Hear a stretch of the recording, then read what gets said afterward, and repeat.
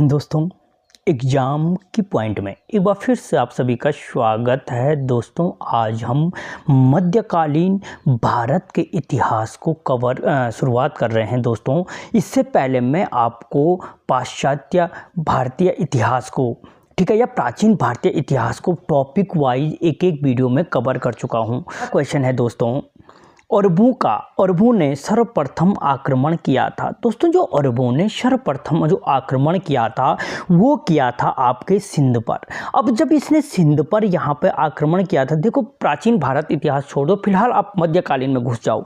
तो अरबों ने सर्वप्रथम सिंध पर आक्रमण किया था, ठीक है, और कहाँ पे किया था? सिंध पर किया था। और यहाँ सिंध का शासक उस टाइम पे कौन था? तो दाहिर यहाँ का शासक था। कौन था? दाहिर यहाँ का शासक था। अगला क्वेश्चन, भारत पर आक्रमण करने वाला प्रथम मुस्लिम शासक था। तो दोस्तों, प्रथम मुस्लिम शासक मोहम्मद बिन कासिम था। मैंने कहा अरबों ने सर्वप्रथम सिंध पर आक्रमण किया था, और किस अरब ने किया था, किस मुस्लिम ने किया था? तो मोहम्मद बिन कासिम ने किया था। और किस पे किया था? तो दाहिर पर किया था। ये दाहिर कहाँ का शासक था? तो सिंध का राजा था। ठीक, कहाँ का था? सिंध प्रांत का राजा था, जो वर्तमान में आपके कहाँ पे है? पाकिस्तान में स्थित है। अगला क्वेश्चन, मोहम्मद बिन कासिम के समय सिंध का शासक था। दोस्तों, बिन कासिम के समय सिंध का शासक था। अगला क्वेश्चन, राजौर का युद्ध किसके मध्य हुआ था? तो दोस्तों, जो राजौर का युद्ध हुआ था दोस्तों, वो दाहिर और मोहम्मद बिन कासिम के मध्य हुआ था। देखो, प्रथम जो आक्रमण किया था मोहम्मद बिन कासिम ने किया था। किस पे किया था? दाहिर पे किया था। दाहिर कहाँ का शासक था? तो सिंध प्रांत का शासक था। और इसके मध्य, इन दोनों के मध्य जो युद्ध हुआ था, इसे राजौर का युद्ध कहा जाता है। इस राजौर के युद्ध में मोहम्मद बिन कासिम ने पहली बार दाहिर को हराया, ठीक है। और इस खुशी में जो उसने सिक्के जारी किए थे, उन सिक्कों को दिरहम सिक्के के नाम से जाना जाता है। क्वेश्चन बन सकता है कि दिरहम सिक्के किसने जारी किए थे? तो वो मोहम्मद बिन कासिम ने जारी किए थे, जो उसने सिंध प्रांत के शासक दाहिर पर विजय की खुशी में जाहिर किए थे, ठीक है। अगला क्वेश्चन, भारत में सर्वप्रथम जजिया कर की शुरुआत किसने की? दोस्तों, ये जजिया कर बड़ा खतरनाक है। अभी आगे जाके आप देखोगे अकबर इसे बंद कर देगा, फिरोज शाह तुगलक इसको ब्राह्मणों पर शुरू करेगा, ठीक है। उत्तराखंड के इतिहास में इस जजिया कर की बाज बहादुर चंद्र के कार्यकाल में बहुत ज़्यादा चर्चा होती है। तो जो ये जजिया कर था, ये जजिया कर आया कहाँ से था? तो सर्वप्रथम मोहम्मद बिन कासिम ने इस जजिया कर की शुरुआत की। मैंने कहा कि मोहम्मद बिन कासिम प्रथम अरब था, प्रथम मुस्लिम शासक था, जिसने सिंध प्रांत पर आक्रमण किया था और दाहिर को हराया था। दाहिर के मध्य जो युद्ध हुआ था उसे राजौर का युद्ध कहते हैं। और जो सिक्के चलाई इस खुशी में, उसने दिरहम सिक्के कहते हैं। और इसी के पश्चात अगर पूछा जाए सर्वप्रथम जजिया कर कहां लागू किया गया था, तो सिंध प्रांत पर लगाया गया था, क्योंकि सर्वप्रथम सिंध प्रांत को ही जीता गया था। अगला क्वेश्चन, कुरान का सर्वप्रथम अनुवाद किस भाषा में किया गया? दोस्तों, कुरान क्या है? मुस्लिम समुदाय का एक पवित्र ग्रंथ है। जैसे हिंदू समुदाय का क्या है? गीता है, वैसे मुस्लिम समुदाय का क्या है? कुरान है। इसके मुस्लिम धर्म के प्रवर्तक कौन है? तो पैगंबर हजरत मोहम्मद साहब हैं, जिनको मक्का में क्या हुआ था? ज्ञान की प्राप्ति हुई थी। और भारत के मुसलमान पश्चिम की तरफ मुँह करके क्या करते हैं? अपनी नमाज को पढ़ते हैं। वो इसलिए क्योंकि जो मक्का और मदीना उनके प्रसिद्ध धार्मिक स्थल हैं, वो भारत से क्या है? पश्चिम दिशा में स्थित है। इसलिए क्या करते हैं? पश्चिम की तरफ मुँह करके नमाज पढ़ते हैं, ठीक है। अब बात कर रहा हूं मैं कुरान का सर्वप्रथम अनुवाद किस भाषा में हुआ। तो दोस्तों, मैंने कहा कि सर्वप्रथम जो आक्रमण किया गया था, जीता गया था, वो सिंध प्रांत को जीता गया था। तो सर्वप्रथम सिंधी भाषा में ही क्या किया गया था? कुरान का अनुवाद किया गया था। और मोस्ट इंपॉर्टेंट है, कई बार पूछा गया क्वेश्चन है। अगला क्वेश्चन, गजनी साम्राज्य का संस्थापक था। दोस्तों, जो गजनी साम्राज्य का संस्थापक था, उसके बाद महमूद गजनबी क्या आया था? भारत पर महत्वपूर्ण आक्रमण होता है जो महमूद गजनबी का होता है, लेकिन जो गजनी साम्राज्य का संस्थापक था वो अलप्तगीन था। कौन था? अलप्तगीन। अलप्तगीन गजनी साम्राज्य का संस्थापक था। और अलप्तगीन का पुत्र होता है सुबुद्दीन, और सुबुद्दीन का पुत्र होता है मोहम्मद गजनबी। देखो, ये तीसरी पीढ़ी थी महमूद गजनबी, ठीक है। जबकि गजनी साम्राज्य का जो संस्थापक था वो कौन था? अलप्तगीन इसका संस्थापक था। अगला क्वेश्चन, भारत पर पहला तुर्क आक्रमण किसने किया था? दोस्तों, जो भारत पर पहला तुर्क आक्रमण किया था वो सुबुद्दीन ने किया था, ठीक है। यानी जो महमूद गजनवी था, मोहम्मद उर्फ महमूद गजनवी था, महमूद गजनवी से पहले उसका पिता सुबुद्दीन क्या कर चुका था, भारत पर आक्रमण कर चुका था। ठीक है, और इसने भारत के किस हिस्से पर आक्रमण किया था, तो वर्तमान अफगानिस्तान और पंजाब प्रांत, चाहे वो भारत का पंजाब हो चाहे पाकिस्तान का पंजाब हो, इस पूरे क्षेत्रफल पे आक्रमण किया था सुबुद्दीन ने। ठीक है, अगला क्वेश्चन, इतिहासकारों ने ईश्वर का शत्रु किसे कहा है, तो दोस्तों इतिहासकारों ने जो ईश्वर का शत्रु कहा है वो राजा जयपाल को कहा है। अब देखो, मैंने कहा भारत में जो प्रथम तुर्क आक्रमण किया था वो सुबुद्दीन ने किया था। सुबुद्दीन ने, मैंने कहा कहाँ पे किया था, तो अफगानिस्तान पे किया था। अब देखो, इस अफगानिस्तान का शासक था जयपाल। जयपाल क्या करता है कि सुबुद्दीन के आक्रमण से डर जाता है और अपनी संपूर्ण जो संपत्ति थी वो सुबुद्दीन को दे देता है और कहता भाई मेरी जान बख्श दे। लेकिन जनता जहाँ भी जाता था, जनता उसकी क्या करती, उसकी जो प्रजा थी, उसकी प्रजा उसकी थू थू करना शुरू कर देती है, तू डरपोक है, कायर है, ये वो कह के, जिससे आहत होकर के जो राजा जयपाल है वो आत्महत्या कर देता है। तो इतिहासकारों ने इसे क्या कहा है, इस ईश्वर का शत्रु कहा है। ठीक है, अगला क्वेश्चन, दोस्तों आप एमसीक्यू लगाओगे तो आपको पूरी कहानी की तरह से बताऊंगा।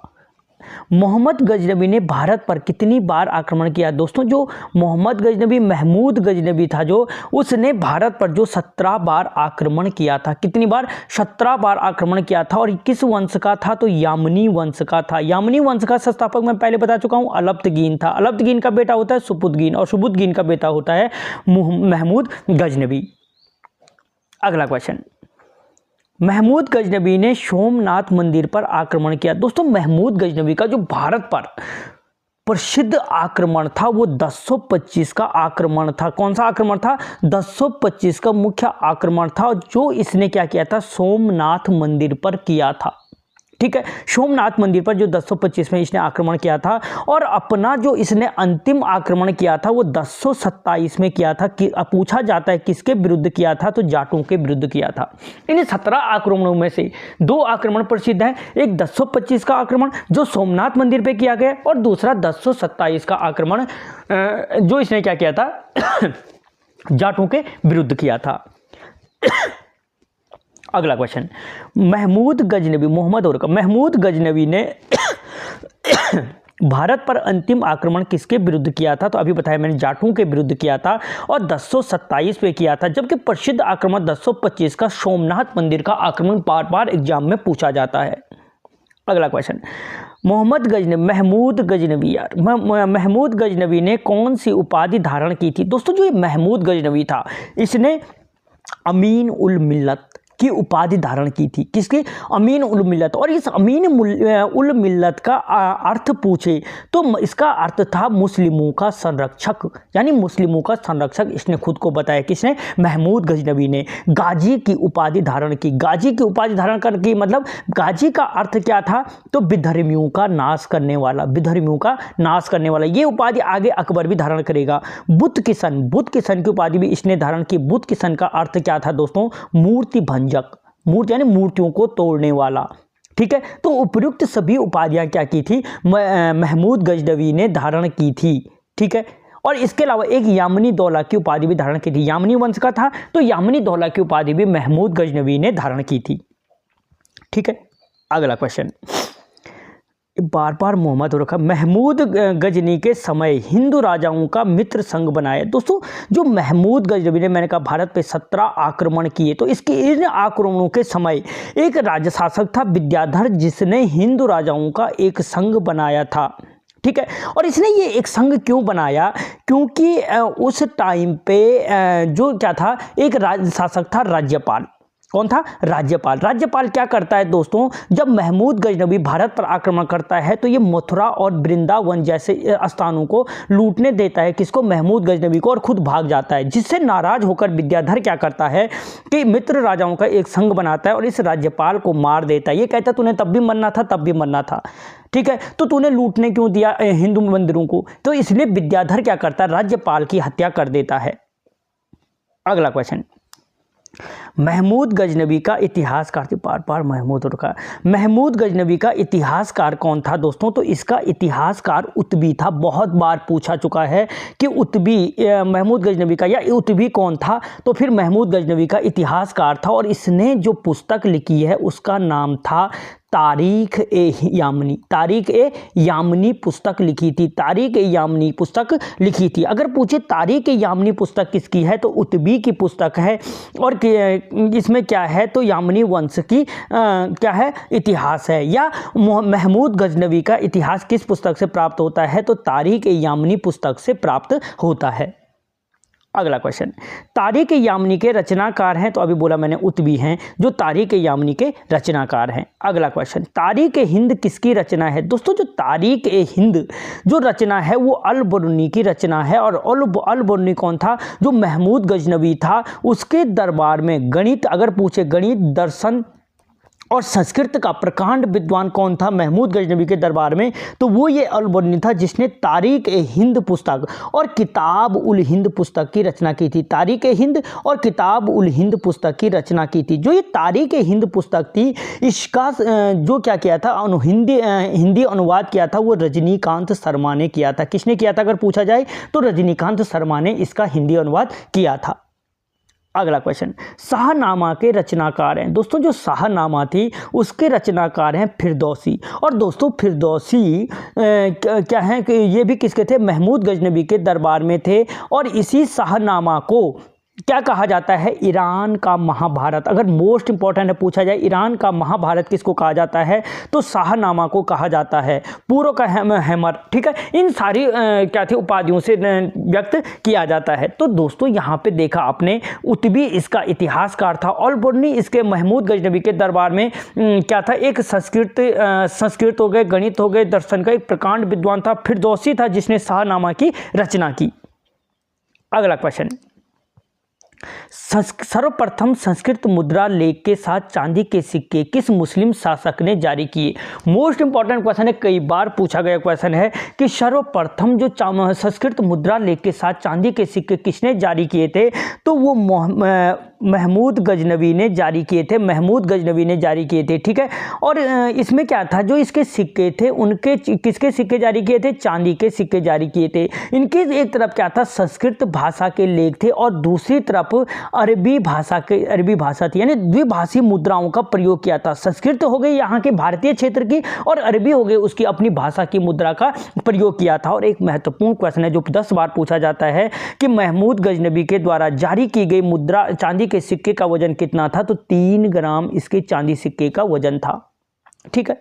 अगला क्वेश्चन, महमूद गजनवी की मृत्यु हुई। दोस्तों जो महमूद गजनवी की मृत्यु हुई थी वो कब हुई थी? तो देखो मैंने कहा 1025 में इसने सोमनाथ मंदिर पर आक्रमण किया था। 17 आक्रमणों से महत्वपूर्ण आक्रमण। 1027 में इसने जाटों के विरुद्ध आक्रमण किया था। और 1030, यहाँ पे 1030 लिखा ही नहीं गया है। तो दोस्तों 1030 में इसकी मृत्यु हो जाती है। कहाँ पे होती है? तो गजनी में ये मर जाता है, गजनी में मर जाता है। अगला क्वेश्चन, भारत में तुर्की साम्राज्य का वास्तविक संस्थापक था। दोस्तों अगर पूछे भारत में प्रथम तुर्की आक्रमण किसने किया था? तो सुबुदगीन ने प्रथम तुर्की आक्रमण किया था। उसके बाद कौन आया था? तो महमूद गजनवी आया था। लेकिन जो वास्तविक संस्थापक माना जाता है वो मोहम्मद गौरी को माना जाता है। और क्यों माना जाता है? क्योंकि जो महमूद गजनवी और सुबुदगीन आए थे उनका मकसद लूटपाट करना और अपने धर्म का प्रचार करना था। लेकिन जो अपनी सत्ता को स्थापित करके उस क्षेत्र में मुस्लिम धर्म का प्रचार प्रसार करना जो वास्तविक उद्देश्य था वो ये मोहम्मद गौरी का उद्देश्य था। और अगर पूछा जाए ये किस वंश का था? तो संसबनी वंश का था, संसबनी वंश का था। जबकि महमूद गजनवी किस वंश का था? तो वो यामनी वंश का था, ठीक है। ये दोनों वंशों में अंतर समझ लो। मोहम्मद गौरी ने भारत पर प्रथम आक्रमण कब किया था? तो जो मोहम्मद गौरी था उसने भारत पर जो प्रथम आक्रमण किया था 1175 में किया था, 1175 में किया था। और ये इसने किस पे किया था आक्रमण? तो मुल्तान पर किया था, मुल्तान। और मुल्तान का सुल्तान कहा जाता है किसको? वीरेंद्र सहवाग को और हैरी ब्रूक को।